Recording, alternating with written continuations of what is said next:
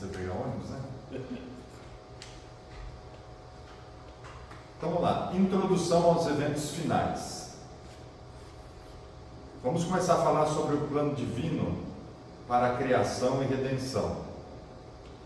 E nesse tema eu dividi em 3 tópicos aqui para a gente abordar, que é, primeiro, a criação, segundo, queda e promessa da redenção, terceiro, o desenvolvimento do plano da salvação, ou da redenção.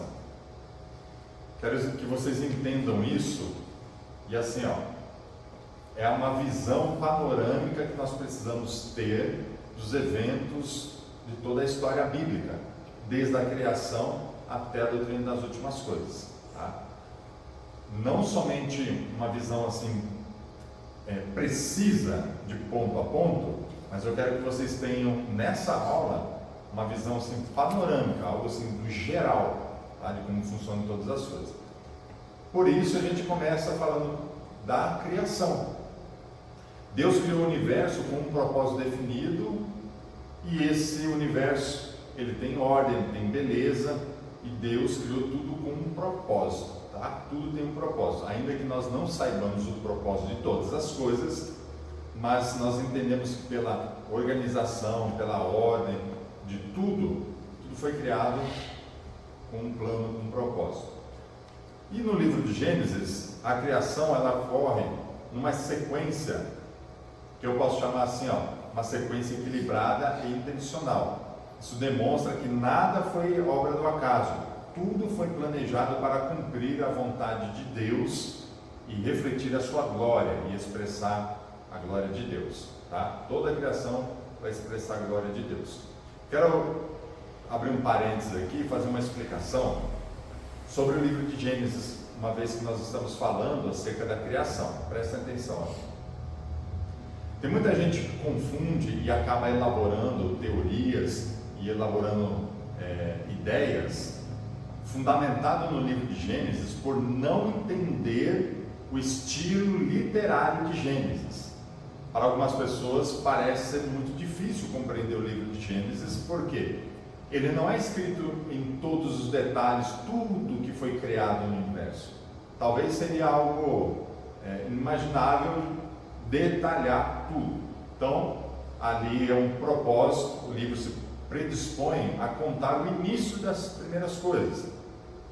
O início da criação, o início do homem, o início de como Deus criou os animais, o início do primeiro pecado, da primeira morte. Então a gente vai ver no livro de Gênesis o começo das coisas. Tá? E aí existe algo característico, que o livro de Gênesis ele é escrito num estilo de recapitulação. Sempre se recorde disso aqui, uma estrutura, no estilo de recapitulação, de recapitular as coisas. O que é esse estilo? Como é que funciona esse estilo? É você introduzir um assunto de uma forma geral e depois você voltar explicando e dando os detalhes. Como que a gente pode entender? Imagina uma amiga que chega na casa de vocês, vou dar o exemplo aqui das mulheres que gostam de conversar bastante, e chega assim, tem uma novidade para te contar. Aconteceu isso, isso, isso. Aí eu falo, entra aqui, vamos preparar um café, porque eu quero que você me conte nos detalhes. É isso. Isso aí é recapitular. Então você contou uma notícia lá, fulana mudou de cidade, comprou uma casa que era do José. Você está brincando? É verdade, estou sabendo que ele pagou a vista. Mas pagou a vista não, senta aqui, me conta aí que eu quero saber todos os detalhes. Como foi que conheceu? Como que soube que a casa estava à venda? Como juntou dinheiro para pagar? Quem foi que fez a transação, intermediou um negócio? O que as famílias... Já mudou, vai mudar, deixou os móveis... Então percebe que isso é detalhar o processo? Está entendendo a estrutura de recapitular? Então o que é a introdução? Fulano comprou a casa do seu José, fulano mudou lá para aquele bairro. Isso é uma notícia de uma forma geral. De uma forma geral. Foi o acontecimento. E o que a gente vê? Vou dar um exemplo de Gênesis 1:1. No princípio, Deus criou todas as coisas, os céus e a terra. Certo? É isso que está escrito lá. Tá, então já tem a notícia. Ó, Deus fez tudo.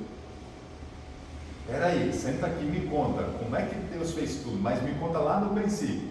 Versículo 2. No princípio, a terra era sem forma e vazia. Aí vai contar que a terra estava ainda desorganizada. Ela não estava na forma que nós conhecemos hoje. Percebe? E a narrativa vem assim: e Deus foi dando ordem e separa as águas que estão em cima, as águas que estão embaixo, apareça a porção seca, apareça os animais terrestres, marinhos, até lá no final que ele criou o homem. Percebe que é da mesma forma? Vocês estão me compreendendo? Sim. Sim ou não? Sim. Ótimo. Gente, nunca se esqueça, porque esse é o estilo. Quem não considera o estilo dessa narrativa, o estilo dessa escrita, não vai entender que primeiro se conta um fato e depois volta no tempo para detalhar esse fato. E aí depois se detalhou, você conta um outro acontecimento. E aí volta no tempo e vai detalhando. É simples assim. Se a gente não considera, a gente acha que vai ter entre o versículo 1 de Gênesis e o versículo 2 uma lacuna. E aí vai surgir aquelas ideias assim: mas Deus não cria nada no caos, né? Não cria nada sem desorganizado. Então, o que a gente vai entender? Que teve a queda do Satanás, que aconteceu alguma coisa, que Deus criou, a terra era perfeita, mas houve um evento que tornou a terra um caos, a criação um caos. E aí o versículo 2 está contando uma recriação da terra, né? Uma reorganização da terra, que não tem nada a ver e não é o propósito do livro de Gênesis. Tá certo?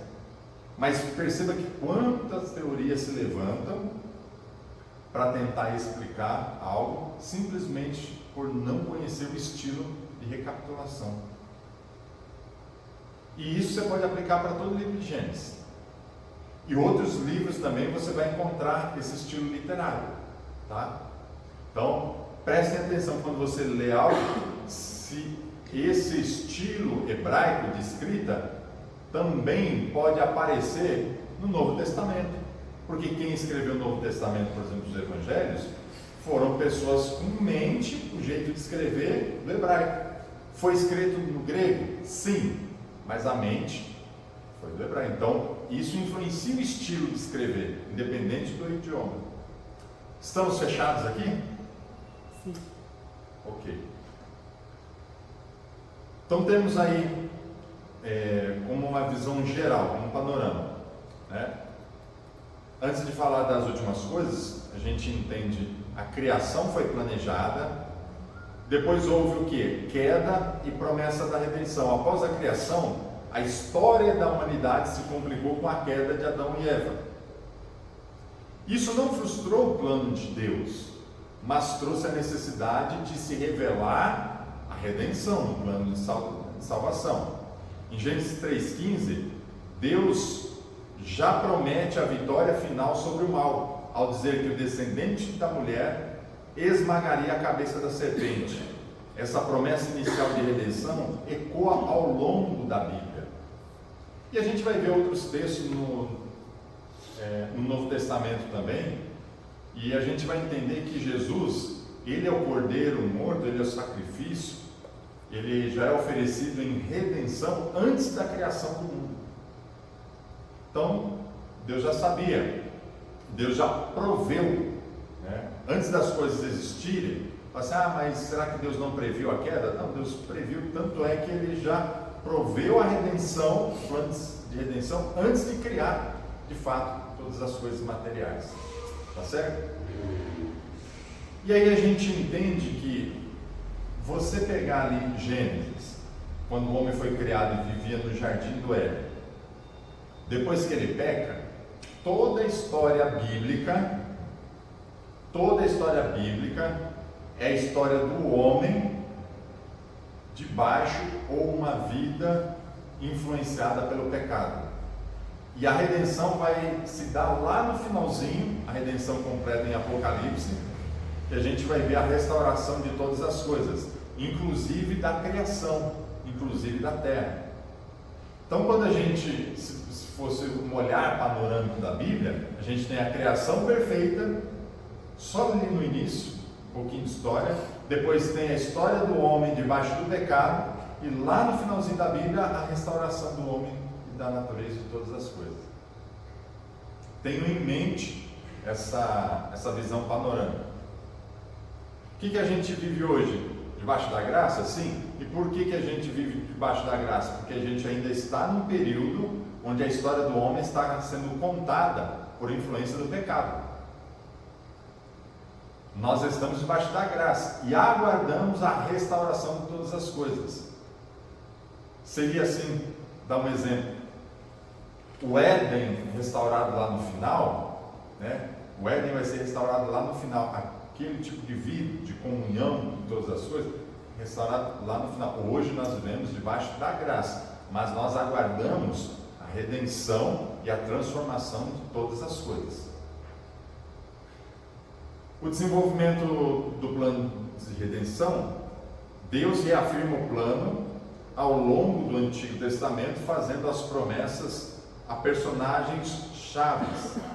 Então a gente tem ali alguns personagens, como Abraão, Davi, onde Deus ele revela a redenção. E obviamente que o ponto alto é com a manifestação de Cristo, sua morte, seu sacrifício e a sua ressurreição. E aí que vai abrir o caminho para a reconciliação da humanidade para com Deus. E Romanos 8, 28 e 30, Paulo explica que Deus está sempre conduzindo tudo para um fim glorioso e determinado por Ele. Então, o caminho da história está sendo conduzido para culminar, para terminar no ponto onde Deus definiu. Entendido até aqui? Sim.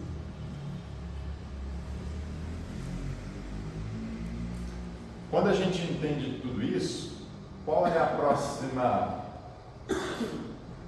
matéria, o próximo tema que a gente tem que trazer para dentro de nós? Quando a gente tem essa visão. A gente tem essa visão da criação, do desenvolvimento, do plano de salvação até a redenção. E aí a gente vê quanto isso impacta nas nossas vidas.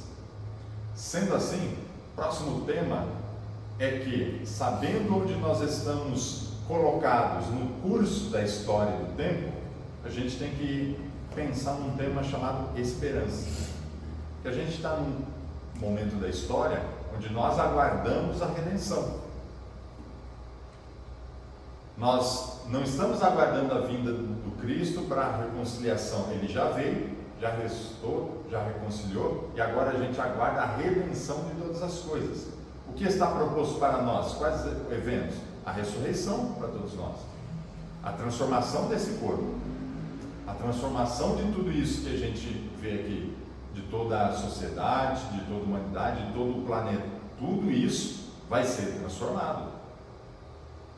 E nós estamos num momento da história aguardando com que essas coisas sejam, juntamente conosco, restauradas.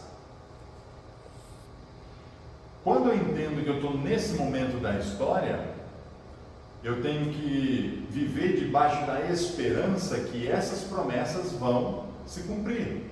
Concordam comigo? Então, um tema importantíssimo para as nossas vidas, que vai impactar as nossas vidas e a maneira como nós vivemos, é guardar a esperança. E aí, a esperança ela passa pelo retorno de Cristo, que nós podemos estar ainda em vida ou não, independente se estivermos aqui ou sepultados, nossos corpos serão transformados. Não é verdade? Essa é a esperança. Que aí eu já estou falando da segunda esperança, que é a ressurreição e vida eterna. E a segurança dessa esperança, que é o Espírito Santo, que é aquele que habita em nós. E agora eu vou detalhar aqui de uma forma mais compreensível. A Bíblia ela é repleta de promessas sobre o futuro, e essas promessas têm impacto direto em nossas vidas, fortalecendo a nossa confiança de que Deus cumprirá todos os seus propósitos. Quem consegue descansar no Senhor? Ou nunca mais bateu em um medinho, uma dúvida, mas será que vai ter mesmo? Quem nunca?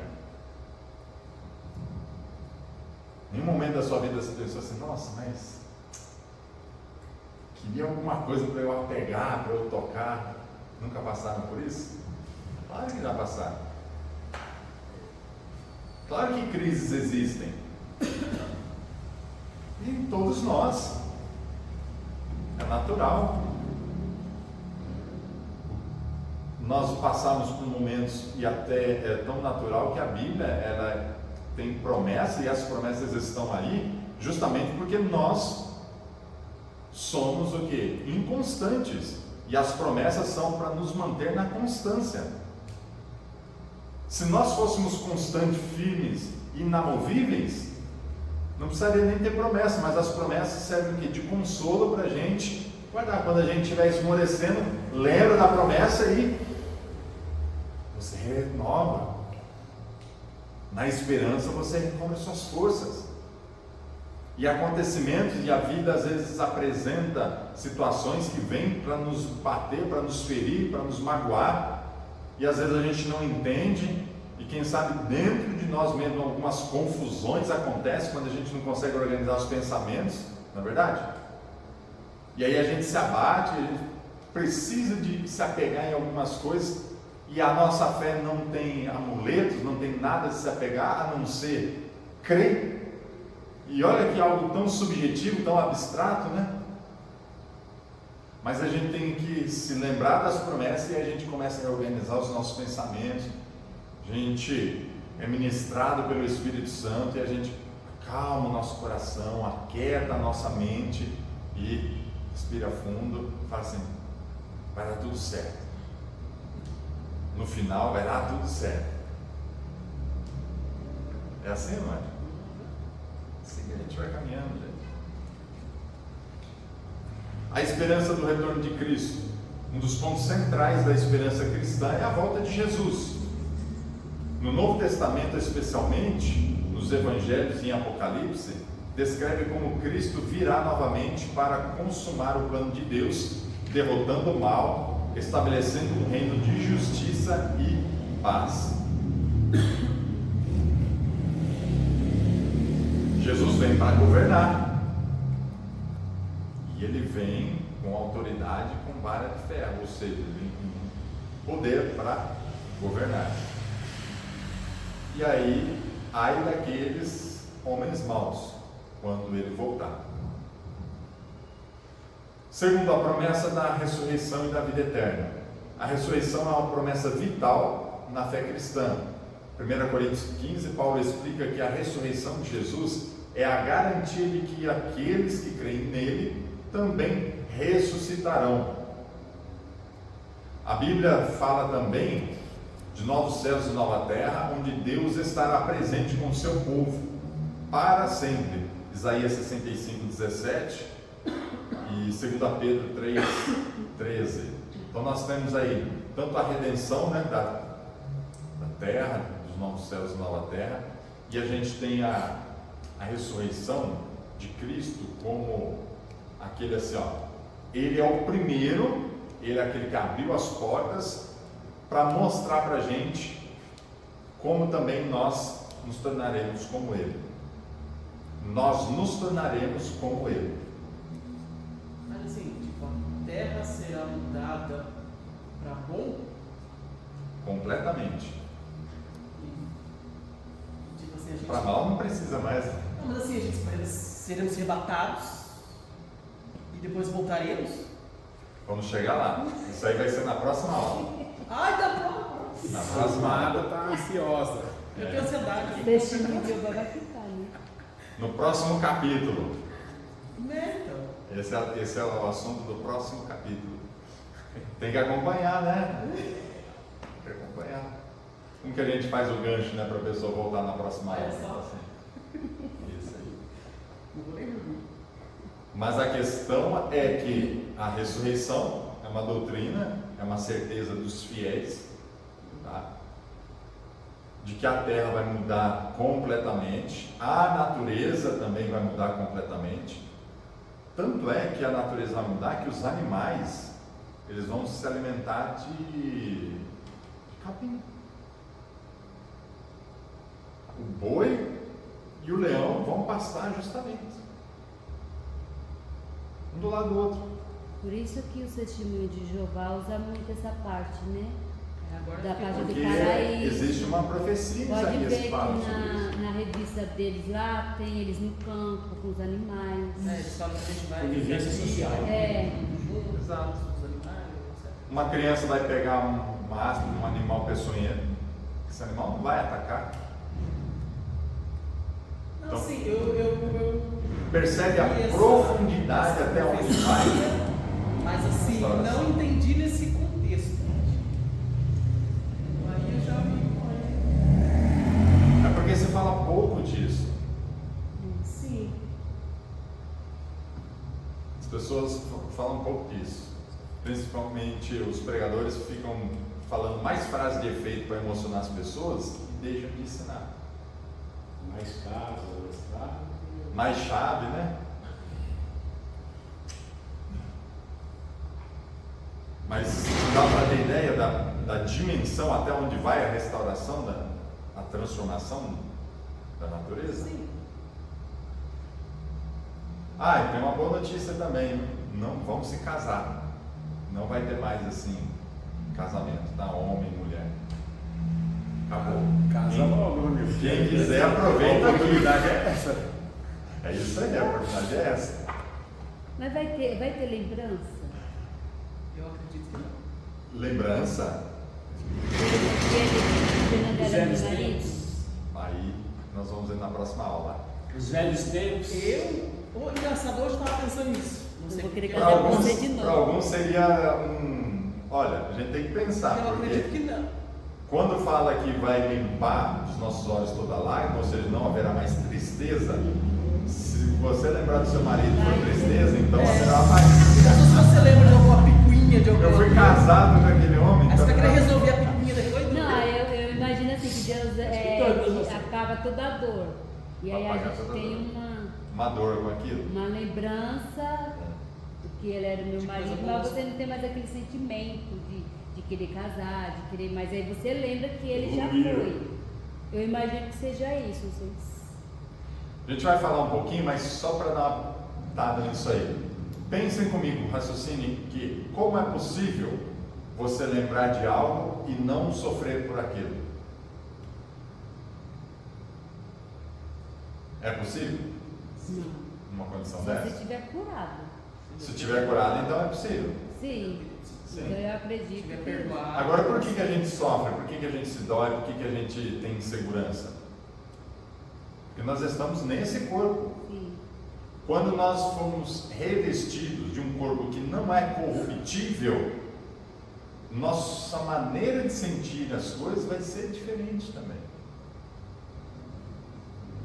Então não há por que ter preocupação com essas coisas, apesar de ter um marido que seja um. Estou dizendo que é o seu caso, viu? Estou dando exemplos. Depois o pessoal aí fica magoado comigo. Tá estudando. Né? Mas também tem o lado dos maridos, né? Que tem as esposas também, que falam assim, meu Deus, quando eu chegar lá eu quero liberdade. Chega lá no Vou seu fazer festa. Que festa é essa? Fazendo a festa da minha liberdade. Já pensou? E a segurança da esperança cristã, diferente de outras religiões que vê o futuro como incerto ou cíclico, a esperança cristã é segura e fundamentada na fidelidade de Deus. Essa esperança é descrita como uma âncora da alma. Hebreus 6:19, sustentada pela promessa de que Cristo voltará para levar o seu povo para um lugar com Ele. E essa é uma das promessas que mais me alegra, é quando Jesus diz assim, para que onde eu estiver, vós estejais também. Tudo certo até aqui, gente, com relação às promessas de Deus e a esperança futuro? Alguém quer fazer alguma pergunta, comentário sobre isso?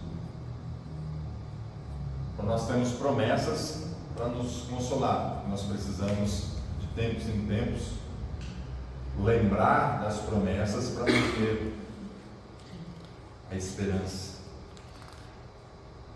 Esperança do crente. Vamos falar um pouquinho do papel do Espírito Santo na esperança do crente. Romanos 15, 13, Paulo descreve Deus como o Deus da esperança e explica que, ao confiar nele, o Espírito Santo nos enche de alegria e paz, levando-nos a abundar em esperança. Olha um pouquinho aqui daquilo que a gente estava comentando. Quando nós recebemos o Espírito Santo e em nós transborda justiça, paz e alegria, a gente consegue conviver com as pessoas que nos magoaram e não se sentir ferido por isso, mas não trazer sentimento de vingança ou qualquer desejo ruim para com essas pessoas, porque em nós houve a restauração através do Espírito Santo e ele completou-nos pela sua justiça, paz e alegria. Isso nesse corpo corrompido ainda. Agora imagina quando nós fomos revestidos de incorruptibilidade, onde a gente não vai mais sentir dor, tristeza alguma, onde não haverá mais morte. Então a gente viverá num plano de alegria e de uma condição onde as nossas lembranças não vão nos afetar como nos afetam aqui. Algumas pessoas trazem lembranças que afetam ela, por exemplo, do castigo que o pai, que a mãe impôs, às vezes um castigo físico, e isso ficou tão vivo na sua mente que afeta ela até hoje, né? Isso não vai mais acontecer. E aí então a gente entende que o Espírito Santo ele exerce um papel fundamental nesse ponto de manter a esperança viva dentro de nós. E aí a gente pode entender também, complementar o que estávamos falando, se a gente tem problema com a esperança, com a segurança do cumprimento das promessas, é algo da gente se pensar também que se nós estamos sendo cheios do Espírito Santo ou não. Se a gente carrega por muito tempo dúvidas, confusão, problema, então a gente precisa rever se o Espírito Santo, se nós estamos cheios do Espírito Santo ou não. Ter dúvidas, sim. Passar por um momento de crises, passa. Ter incertezas, apesar, por exemplo, de pegar a Bíblia, ler uma palavra e em algum momento você está confiante naquilo, recebe aquela palavra, guarda aquela promessa, mas em determinado momento você fala, mas tanto tempo, né? Mas será que isso é para mim? Será que realmente vai acontecer? Isso passa. Agora, isso não pode perdurar nas nossas vidas. Se isso permanecer nas nossas vidas assim, essa dúvida, aí a gente tem que rever. Porque onde há dúvida, há medo. E onde Deus está, não tem medo, não tem dúvida. E aquilo, a promessa está aí para fortalecer a nossa fé. Se a gente passar por um momento difícil, se enfraquecer, a gente tem as promessas para novamente nos levantar. O livro fala de outras religiões, como elas lidam com a questão da esperança e do futuro. Eu vou passar rapidamente aqui, e vocês podem depois ler todo o conteúdo no livro. Mas alguns exemplos de outras religiões. O hinduísmo. Eles têm um conceito onde fala do ciclo do nascimento, morte e renascimento, que é algo do que a pessoa busca escapar, alcançando o estado de moksha. Eu não sei pronunciar isso aqui. mas é onde o desejo pela vida desaparece. Em vez de esperança baseada numa relação com Deus pessoal, a meta é uma libertação do ciclo, eliminando o apego do mundo. Então o esforço que eles fazem é para fugir, para quebrar esse ciclo do quê? De nascimento, morte e renascimento. E aí quando eles entendem que eles estão totalmente desapegados ao mundo, eles conseguem fugir, ou seja, conseguem quebrar esse ciclo e se libertar disso, tá? De ficar nesse ciclo aí doloroso de nascimento, morte e renascimento. Filosofia grega antiga, por exemplo, os estoicos, eles viam o futuro como uma repetição de ciclos. Para eles, a história seguia padrões que se repetiam, e o destino era visto como algo impessoal e imutável. Isso resultava em uma visão de futuro frequentemente pessimista, sem promessa de redenção ou transformação. O entendimento é que não tinha nada a ser feito que pudesse mudar esse ciclo. Existem algumas visões modernas e ateístas, e muitas abordagens sobre o futuro são baseadas na evolução ou progresso tecnológico, em que a esperança é depositada no avanço da ciência e das capacidades humanas.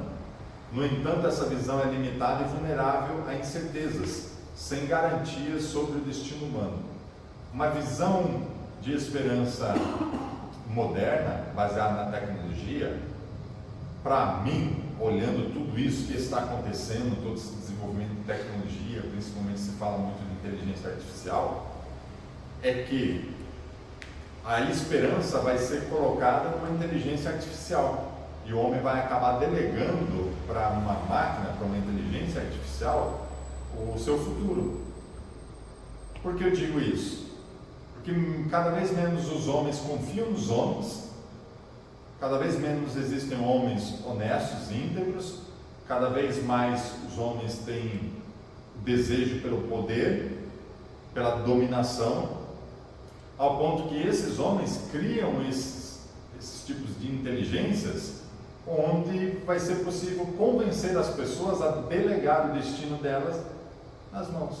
Então, ao invés de entregar o destino para um homem que ele é falho, é melhor entregar para uma inteligência, que eles vão julgar uma inteligência perfeita, que ela vai saber dominar ou comandar ou dirigir o destino das pessoas. Isso para mim assim está muito claro que vai acontecer, que já está acontecendo. Só a gente observar como essa tecnologia tem se desenvolvido, e não é de se admirar, tá? Que em algum momento, bom, já estão colocando essas inteligências para fazer tantas funções operacionais. Está chegando um momento onde essa inteligência está atingindo um nível, a gente não sabe se atingiu, mas vai atingir. Se atingiu também, eles ainda não revelaram. E é bem provável que já atingiu esse nível e eles não revelaram ainda para nós. Que é o nível dessa inteligência, ela aprender muitas coisas, multitarefas. Hoje o que a gente tem é assim, cria uma inteligência que sabe, vamos dizer, que tem um conhecimento nutricional, tem outro que tem um conhecimento espacial. Então você desenvolve inteligências específicas para determinada coisa, para determinada função. E logo a inteligência ela vai se tornar capaz de conhecer vários pontos de ciência ao mesmo tempo. Eles falam isso de AGI, é o termo que eles utilizam.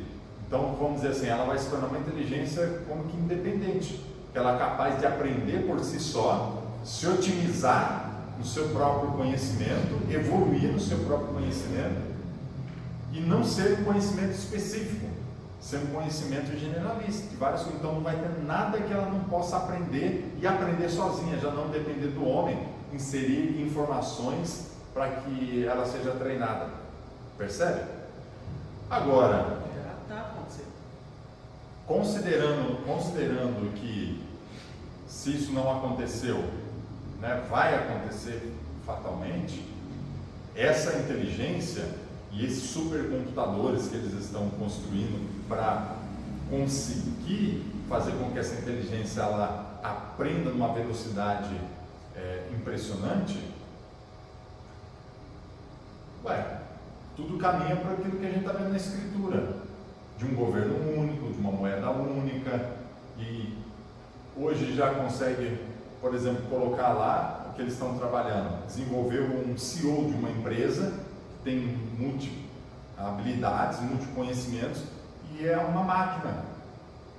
Tá? Hoje eles colocam, por exemplo, um diretor de marketing, um diretor, engenheiro, um diretor, mas essa é questão de tempo para que essa inteligência ela assuma todas as funções, ela assuma uma função governamental. O que você hoje preferia? Colocar uma máquina que pensasse, que fizesse os cálculos, que conseguisse programar a melhor maneira de resolver o problema do saneamento básico, da fome, descobrir doenças, evoluir tanto na medicina.